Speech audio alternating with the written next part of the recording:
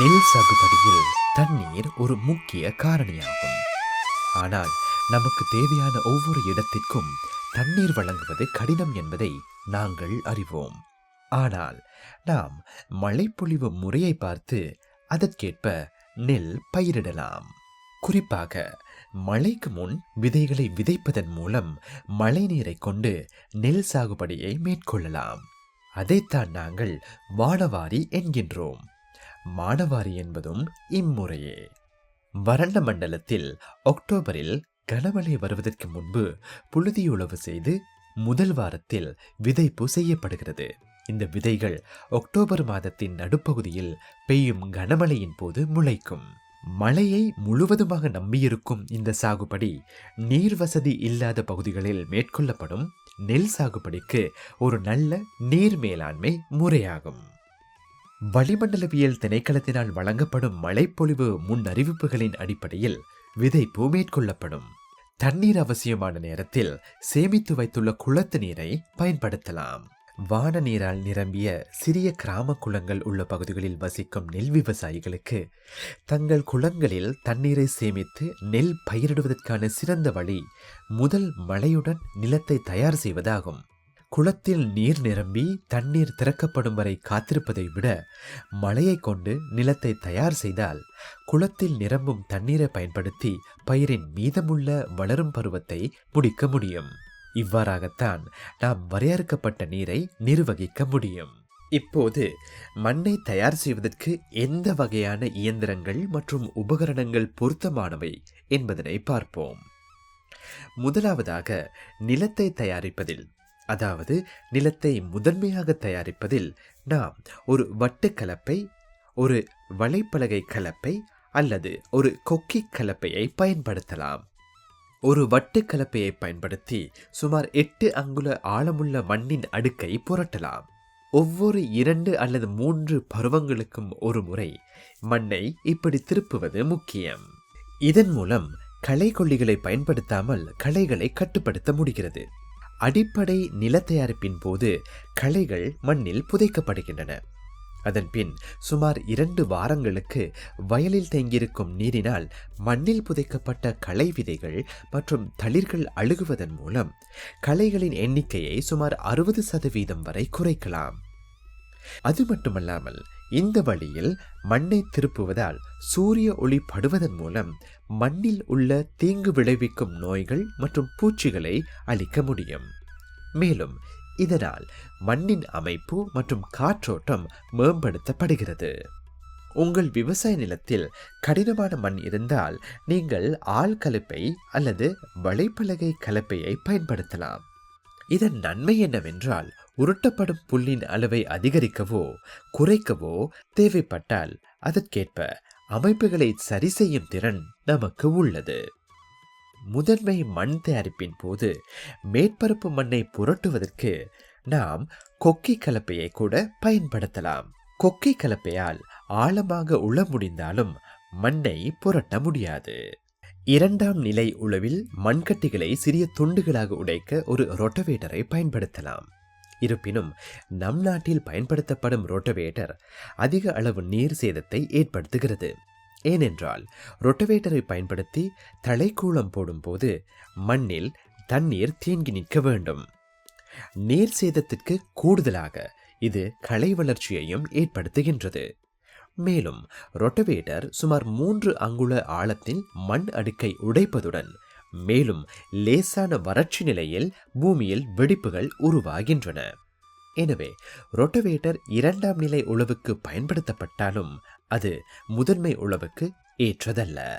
ஆனால் உங்கள் நிலத்தில் சேற்றுத்தன்மை அதிகமாக இருந்தால் நீங்கள் ஒரு ரொட்டவேட்டரை பயன்படுத்தி மண்ணை பண்படுத்த வேண்டும். தொடர்ந்தும் சேற்றுத்தன்மை அதிகமாக இருந்தால் மண்ணை நன்கு புரட்டிவிடவும். அதே நேரத்தில் ஒரு உவர் நீர் கால்வாய், அதாவது கழிவு நீர் கால்வாயை நிறுவவும். அதன் பிறகு வயற்பாத்திகளில் உள்ள நீரை அகற்றும் ஒவ்வொரு சந்தர்ப்பத்திலும் சேறு அகற்றப்பட்டு கழிவு நீர் கால்வாய் வழியாக வெளியேறிவிடும். இதுவும் போதாது என்றால் தொடர்ந்து 2-3 போகங்களுக்கு கார்பனைஸ்ட் அரிசி உமியை பயன்படுத்துவதன் மூலமாக இதனை குறைத்து கொள்ளலாம். சீரற்ற நிலத்தில் சீரான நீர்மட்டத்தை பராமரிக்க அதிக அளவு தண்ணீர் தேவைப்படுகிறது. மேலும் களை கட்டுப்பாடும் கடினம். எனவே இந்த கட்டத்தில் பொருத்தமான சமன்படுத்தப்படும் சாதனம் மூலம் வயற்பாத்திகளை சமன் செய்வதன் மூலம் குளத்தில் உள்ள நீர்மட்டத்தை சீராக பராமரிக்க முடியும் என்பதை நினைவில் கொள்வது அவசியம். வயற்பிரிவில் உள்ள அனைவரும் இணைந்து ஒரே நேரத்தில் மண்ணை தயார் செய்வதன் மூலம் பல நன்மைகளை அடைய முடியும் என்பதை நடைமுறையில் நாம் அனைவரும் அறிவோம். நிலம் தயார் செய்யும் கட்டத்தில் நமது விவசாய நிலத்தின் உற்பத்திகளை அதிகரிக்க விரும்பினால் நமது வயற்பாத்திகளை விரிவுபடுத்தி சமப்படுத்த முடியும். ஆரம்ப செலவு சற்று அதிகமாக இருந்தாலும் வயற்பாத்திகளை விரிவுபடுத்துவதால் கிடைக்கும் நன்மைகள் நீண்ட காலம் நீடிக்கும். சிறிய வயற்பாத்திகள் இருப்பதால் ஏற்படும் சிரமங்களை நீங்கள் ஏற்கனவே அனுபவித்துக் கொண்டிருக்கலாம். நிலத்தை தயார் செய்யும் போது டிராக்டர்களை கையாள்வது கடினம். அறுவடை செய்யும் போது இயந்திரங்களை கையாள்வதும் கடினம். அதிக அளவு வரப்புகள் இருக்கும் போது அவற்றை சீர் செய்ய எடுக்கும் நேரம் மற்றும் சிரமம் பற்றி நீங்கள் யோசித்து பார்த்தீர்களா? அவ்வாறாயின் நாம் இந்த வரப்புகளை வெட்டி அகற்றி வயற்பாத்திகளை பெரிதாக்குவோம். இயந்திரங்களை கையாள்வது எளிது. வரப்புகளை வெட்டி அகற்றினால் அந்த பகுதியையும் சாகுபடிக்கு பயன்படுத்தலாம். இப்போது வரப்புகளை கட்டுவதற்கான நேரமும் முயற்சியும் மீதமாகிறது. அது மட்டுமன்றி இந்த ஒற்றை வயற்பாத்திகளை சமப்படுத்துவதன் மூலம் தண்ணீரை சமமாக தக்க வைத்துக் கொள்ள முடியும். சீரற்ற நிலத்திற்கு எவ்வளவு தண்ணீர் பயன்படுத்தப்படுகிறது என்பதனை பாருங்கள். இப்போது நாம் என்ன வகையான நெல் இனம் என்பதை முடிவு செய்வோம். இந்த காலப்போகத்துக்கு 352 விதை நெல் விதைக்கிறது நல்லோன்னு சொல்லி நினைக்கிறேன். இந்த பெரும்போகத்துக்கு 307 விதை நெல் நல்லது. இந்த போகத்துக்கு 352 விதை நெல் நல்ல. இந்த பருவத்தில் பல வகையான நெல்லினங்கள் பரிந்துரைக்கப்பட்டன. நிலத்தை தயார் செய்த பிறகு விதைப்பு விஷயத்தில் குறிப்பாக ஒரே நேரத்தில் விதைக்கும் போது அனைத்து விவசாயிகளும் கூட்டு முடிவுகளை எடுப்பது முக்கியம். விசேடமாக ஒரே நேரத்தில் நெல் விதைத்தல், ஒரே வகையான நெல்லை பயிரிடல் மூலம் பயிர் இழப்பை குறைக்கலாம். ஒரு கணம் யோசித்து பாருங்கள். நீங்கள் மாறி வேறு ரகத்தை வளர்த்தால் என்ன நடக்கும்? உங்கள் பயிருக்கு தண்ணீர் பாய்ச்ச வேண்டிய நேரத்தில் மாற்றம் தேவைப்பட்டால் உங்கள் பயிர் தனிமைப்படுத்தப்பட்டு உங்கள் வயலுக்கு மாத்திரம் தண்ணீரை திருப்பி விடுவது அதிகளவான நீர் இழப்பை ஏற்படுத்தும். நாற்று நடுவதற்கு நீரை வழங்கும் போது பல விவசாயிகள் தங்கள் வயல் பாத்துகளில் தேவையில்லாமல் தண்ணீரை சேமித்து வைக்கின்றனர். உண்மையில் இது மற்றவர்களுக்கு தண்ணீர் கிடைப்பதற்கான வாய்ப்புகளை குறைப்பது மட்டுமல்லாமல் நெல் என்பது ஒரு அரை நீர்வாழ் தாவரம் என்பதால் தேவையற்ற நீர்த்தேக்கம் பயிரின் கிளை வளர்ச்சியை குறைக்கிறது. இதற்கு சிறந்த தீர்வு உங்கள் வயலுக்கு எப்போது தண்ணீர் தேவை என்பதை சரியாக அறிந்து கொள்வதுதான். அதற்கு சிறந்த வழிமுறை காய்ச்சலும் பாய்ச்சலும் முறையாகும். இங்கே நாம் செய்ய வேண்டியது என்னவென்றால், இது போன்ற துளைகள் கொண்ட 30 சென்டிமீட்டர் குழாயை மண்ணில் புதைக்க வேண்டும். இது 20 சென்டிமீட்டர் நிலத்தடியிலும் 10 சென்டிமீட்டர் தரையிலிருந்து உயரத்திலும் புதைக்கப்பட வேண்டும். இங்கு பூமியின் மேற்பரப்பிலிருந்து 15 சென்டிமீட்டர் கீழே நீர்மட்டம் குறையும் போது நெல் சாகுபடிக்கு நாம் தண்ணீர் வழங்க வேண்டும். தண்ணீரை மீண்டும் நிரப்பும் போது நில மட்டத்தில் இருந்து 5 சென்டிமீட்டர் வரை தண்ணீரை நிரப்ப வேண்டும். 1 ஏக்கருக்கு இது போன்ற 12 முதல் 15 வரையான குழாய்களை புதைத்தல் போதுமானது. இருப்பினும் இதுவரை நெல் சாகுபடிக்கு பயன்படுத்தப்பட்டு வந்த இந்த துளையிடப்பட்ட குழாயை புதைப்பதன் மூலம் விவசாயி அதை கண்காணிப்பது கடினம்.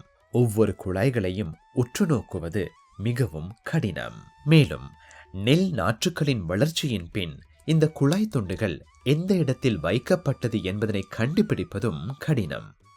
நீங்கள் இந்த வகையான குழாய்களை பயன்படுத்துகிறீர்கள் என்றால் குழாய்கள் வைக்கப்பட்டுள்ள இடத்தில் மிகவும் உயரமான கம்புகளை வைப்பது அவசியம். இது அறுவடையின் போதும் குழாய்களின் இருப்பிடங்களை கண்டுபிடிப்பதை எளிதாக்குகிறது. இந்த சிரமம் காரணமாக பணியை எளிதாகவும் திறமையாக செய்யவும் வெவ்கம் புப்புதுவ திட்டம் 2 புதிய தயாரிப்புகளை அறிமுகப்படுத்தி உள்ளது. முதல் முறையில் நீர்மட்டம் தரைமட்டத்தில் இருந்து 15 சென்டிமீட்டர் கீழே குறையும் போது ஒளி சமிக்ஞை இயக்கப்படும். மேலும் இது தரைமட்டத்தில் இருந்து 5 சென்டிமீட்டர் உயரத்தை அடையும் வரை அது இயக்கத்தில் இருக்கும். இங்கே விவசாயிகள் எப்போது தண்ணீர் பாய்ச்ச வேண்டும் என்பதை எளிதாக கண்காணிக்க முடியும்.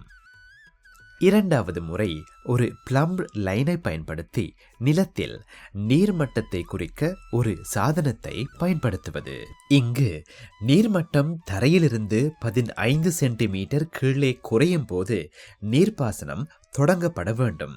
மேலும் அது தரை மேற்பரப்பில் இருந்து 5 சென்டிமீட்டர் கீழே குறையும் போது நீர்ப்பாசனம் நிறுத்தப்பட வேண்டும் என்பதனையும் விவசாயிக்கு இந்த அம்புக்குறிகள் காட்டுகின்றன. இப்போது உங்களுக்கு புரிகிறது தானே? வெறும் கண்மட்டத்தில் இருந்து பார்த்து வயற்பாத்திகளுக்கு தண்ணீரை நிரப்புவது பயனற்றது. அப்படியானால் தேவைக்கேற்ப தண்ணீரை வழங்க இந்த AWD எனும் மாற்று காய்ச்சலும் பாய்ச்சலும் முறையை பயன்படுத்துவதன் மூலம் குளத்தில் உள்ள தண்ணீரை நிர்வகிப்பதில் நாமும் பங்களிக்க முடியும். அதேபோல் சுழற்சி முறையின் நீர் விநியோக முறை என்பது பண்டைய காலங்களில் இருந்தே நம் நாட்டில் தண்ணீரை விநியோகிப்பதற்காக உள்ள ஒரு முறையாகும்.